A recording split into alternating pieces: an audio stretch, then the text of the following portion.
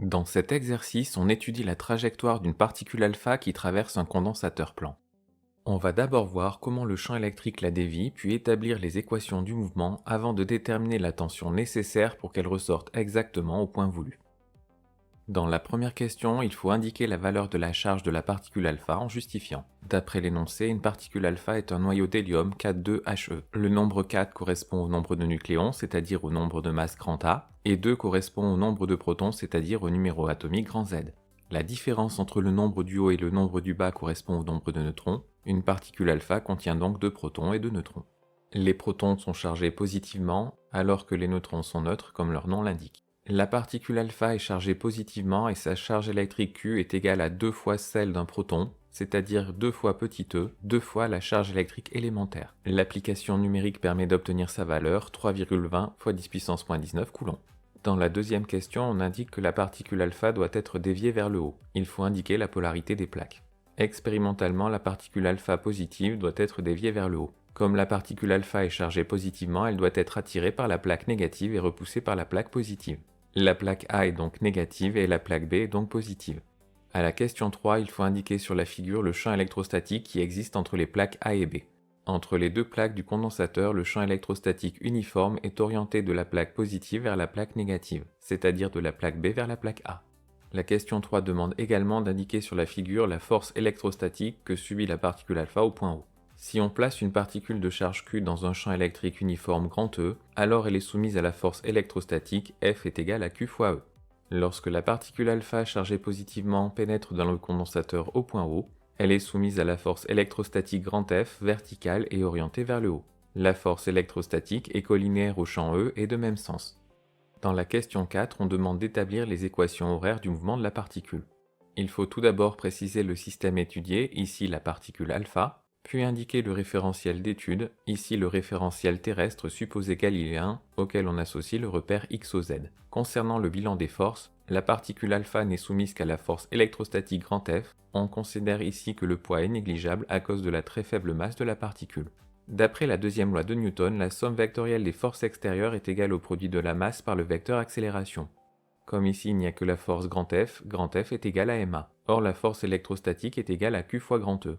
On en déduit l'expression du vecteur accélération, Q divisé par m fois le vecteur grand E. Comme la particule alpha possède une charge électrique positive, le vecteur accélération est collinéaire au champ électrostatique grand E et de même sens. Entre les plaques du condensateur, le vecteur accélération est vertical et orienté vers le haut.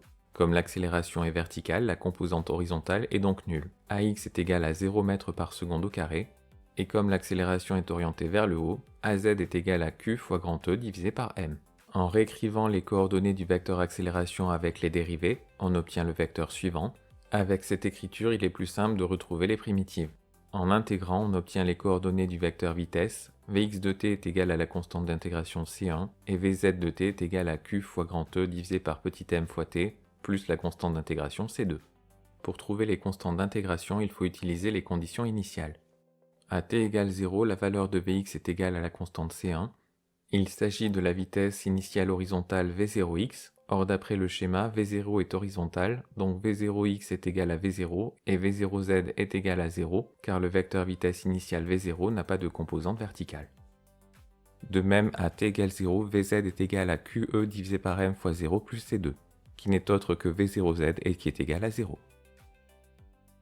Pour faciliter la recherche des primitives, on réécrit le vecteur vitesse avec les notations dérivées. En intégrant, on obtient les coordonnées du vecteur position OM. X de t est égal à V0t plus une constante d'intégration C3, et Z de t est égal à 1 demi de QE sur m fois t carré plus une constante d'intégration C4. À l'aide des conditions initiales, on peut trouver les constantes d'intégration C3 et C4. À t égale 0, x est égal à V0 fois 0 plus la constante C3. Or à t égale 0, la particule alpha est au point O, entre les plaques du condensateur. Donc à t égale 0, x0 et z0 valent 0. De même, à t égale 0, on trouve l'expression 1 demi de QE sur m fois 0 au carré plus C4. Il s'agit aussi de la coordonnée verticale initiale z0 qui vaut 0. Les constantes d'intégration C3 et C4 sont toutes les deux égales à 0. On peut en déduire l'expression des coordonnées du vecteur position OM, x de t égale V0 fois t, et z de t est égal à 1 demi de QE sur m fois t au carré. X de t et z de t sont appelées les équations horaires du mouvement parce qu'elles donnent la position de la particule alpha en fonction du temps. À la question 4, on demande également d'établir l'équation de la trajectoire de la particule alpha. L'équation de la trajectoire exprime la hauteur du projectile en fonction de sa position horizontale. Cela correspond ici à la coordonnée verticale z en fonction de x. Pour trouver cette équation, il faut supprimer la variable t dans l'équation de z. Pour cela, on isole t dans l'expression de x, on obtient t est égal à x sur v0. Comme l'expression de z dépend du temps, on remplace la variable t par son expression x sur v0. On obtient une nouvelle expression de z qui dépend de x mais qui ne dépend plus du temps. Et en simplifiant, on peut écrire l'expression suivante. Et finalement, en séparant x au carré des autres grandeurs, on obtient l'équation de la trajectoire z égale f de x, qui correspond à une trajectoire parabolique pour la particule alpha. Dans la question 5, il faut obtenir l'expression littérale de la tension grand U en fonction d'autres grandeurs. Comme nous l'avons vu précédemment, la particule alpha doit se déplacer vers le haut, et elle doit également suivre une trajectoire parabolique. Et d'après le schéma, la particule alpha ressort du condensateur à l'abscisse x égale petit l. L'équation de la trajectoire fait intervenir la charge électrique Q de la particule alpha, or nous avons vu précédemment que sa valeur Q est égale à 2 fois petit e. De plus, la valeur du champ électrostatique grand E qui règne à l'intérieur du condensateur est égale à la tension électrique grand U appliquée aux bornes des plaques divisée par la distance petit d qui les sépare. On peut désormais simplifier l'équation de la trajectoire en remplaçant l'expression de la charge électrique Q par sa valeur 2 fois petit e. De même, on peut remplacer l'expression de E par l'expression grand U divisé par petit d. Comme la question 5 demande d'exprimer la tension grand U en fonction de la grandeur petit l, il faut se placer au point d'abscisse x égale petit l, c'est-à-dire à la sortie du condensateur. On obtient alors l'expression de z suivante.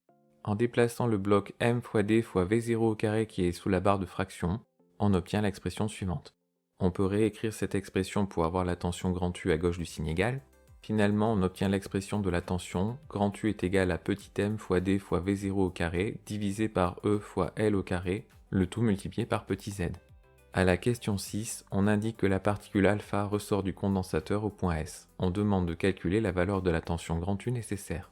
D'après le schéma, la particule alpha ressort du condensateur au point S, c'est-à-dire au point de coordonnées horizontales xs égale petit l égale 5 cm et de coordonnées verticales zs est égal à 1 cm. En réalisant l'application numérique, on doit poser le calcul suivant, et finalement on obtient la valeur de la tension grand U qui est égale à 1,66 fois 10 puissance 3 volts. La particule alpha ressortira au point S uniquement si on applique au condensateur une tension électrique de 1,66 kV.